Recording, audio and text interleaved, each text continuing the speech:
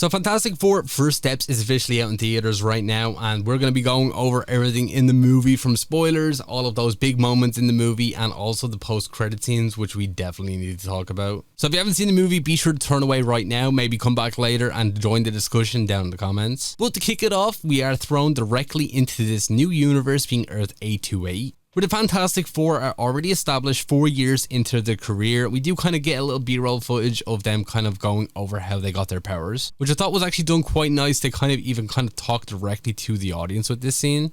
So if you didn't know who the Fantastic Four were, you definitely do know now. But this is obviously a completely brand new world. I mean, it's completely different to everything you've seen in the MCU beforehand, with it being a retro-futuristic version of Earth in like a futuristic version of the 60s, which is honestly a breath of fresh air when it comes to the MCU, including the fact that it does make this universe completely disposable, which definitely lends itself to having Galactus as the main villain of it. By the start of the movie, we do find out that the Invisible Woman is pregnant with Franklin Richards, which is going to be a big part of this movie, by the way.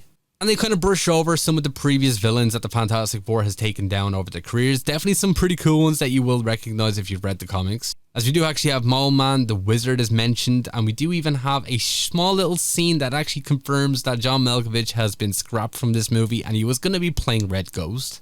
I'm guessing they probably scrapped this considering this movie already has a whole lot going on, and Mole Man actually does have a smaller role in the movie as a whole. But we do get a showcase of Reed Richards, as I said, fighting a super-powered monkey.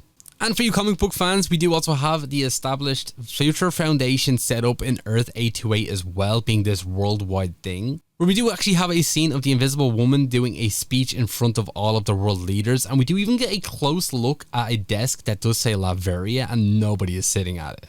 And honestly, when I seen this first, I was almost jumping out of my seat, kind of confirming that this most likely will be the version of Doctor Doom that we will be seeing in Avengers Doomsday, as he wasn't actually present in this scene, which I'm guessing was obviously because it's Robert Downey Jr. He probably cost a lot of money. But this desk was empty and kind of confirms that this is most likely going to be where Doom is from. And when it comes to the Fantastic Four in this movie, they're definitely very different compared to what you've seen in previous Fantastic Four films. Especially when it comes to this version of Reed Richards. I mean, he is super comic book accurate. He'll make some of the hardest decisions that, Captain America would honestly be disgusted with. But we do get the arrival of the Silver Surfer, obviously giving the warning that Galactus is on his way and the planet has been marked for death. And honestly, I just do have to say, Julia Garner done a really good job at this version of the Silver Surfer, being Shala Bal. But every single time she was on screen, she was super menacing. I mean, you were literally terrified for the members of the Fantastic Four whenever she was on screen. Which does lead the Fantastic Four to actually seek out Galactus themselves, as they do figure out that every planet that the Silver Surfer has been at has been destroyed. Which we do get a scene where we do see the Fantastic Four actually go into space and use a warp drive to go across the universe, which honestly just shows how advanced this tech in this universe actually is. I mean, we didn't even get this in some of the previous MCU movies until the main characters on Earth discovered the Guardians of the Galaxy. But the Fantastic Four casually just have it ready to go, and we do travel across space with them until they eventually meet Galactus. Now, when I mean Galactus is a menacing character, I really mean it. With Ralph Ineson doing a great performance, I honestly think his voice was just made to play Galactus. Definitely want to go see this movie again in IMAX. He was honestly so cool to look at, and thank God he wasn't a dust cloud again. But then we do actually have the pregnant Invisible Woman actually fly up into space. I really wonder what she was doing that for. But Galactus does want Franklin Richards, and in return he will spare the Earth, which obviously they leave and they don't do, which does cause for a cool little chase scene. Which does even lead the Fantastic Four right next to a black hole, which they do trap the Silver Surfer in, which honestly, this was pretty cool. I was not expecting anything like this when it came to this movie. But then they make it back to Earth, all safe and sound, and Franklin is born right next to this black hole, which honestly I think is going to make for a super funny story for him when he grows up. And they tried to come up with a plan to stop Galactus, but then they actually come to the decision, or I should say Mr. Fantastic actually comes up with the idea to transport Earth to another part of the universe, which is probably the most Mr. Fantastic thing you could do in this kind of movie. But all doesn't go to plan, as the Silver Surfer does destroy all of these beacons, which does lead Galactus to finally arrive on Earth, which you've obviously seen a lot of this in the trailers. And I mean, this is honestly super cool. We literally have Galactus walking across New York in order to try and find Franklin Richards, which the Fantastic Four actually used Franklin as bait, which I thought was kind of just wild, to be honest. which was ultimately Mr. Fantastic's idea, kind of where I was going with the dark side of Mr. Fantastic in this movie. But we do get this whole chase scene where they do try to hide Franklin around the city, and it's honestly pretty cool. And now that I think about it, it kind of does seem very much like a live action Incredibles movie. But ultimately, they manage to take down Galactus, or I should say Sue Storm, and manages to take him down. Using her force field abilities, she uses them with all of her power, and it actually ends up literally killing her.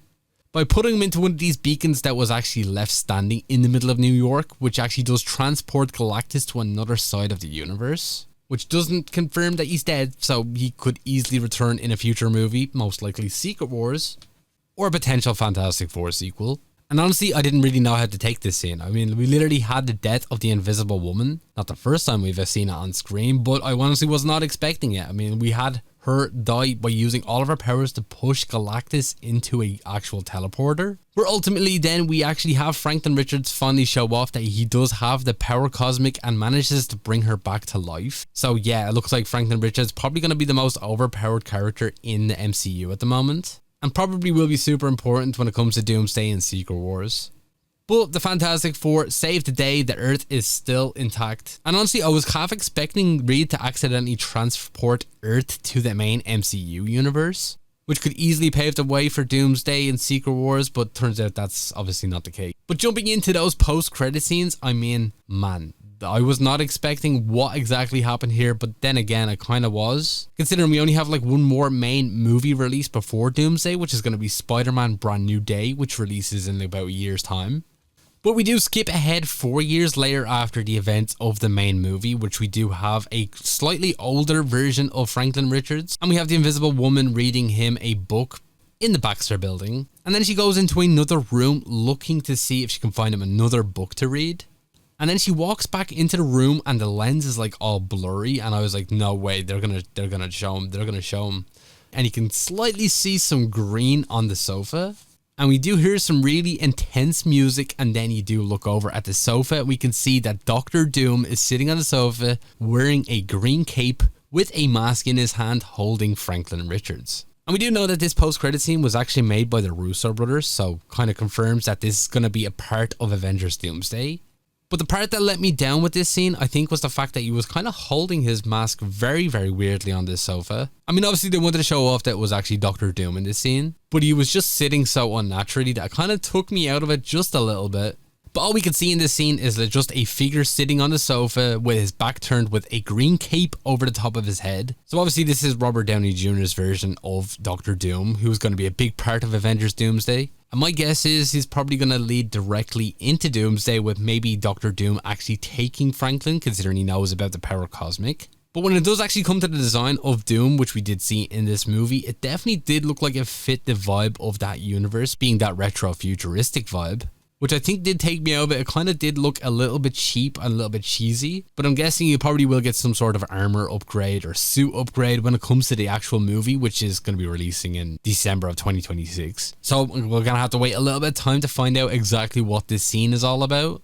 And one thing that did bug me about it was the fact that there was no mention of anything that happened at the end of Thunderbolt. I mean, that post-credit scene literally had a ship that had the Four from the Fantastic Four coming towards Earth. And in none of the post-credit scenes did we see the Fantastic Four leave Earth or anything of the sort to kind of set up that whole scene in Thunderbolts. So I am really curious to what exactly is going to happen there, and if we're going to get answers to what exactly is going on.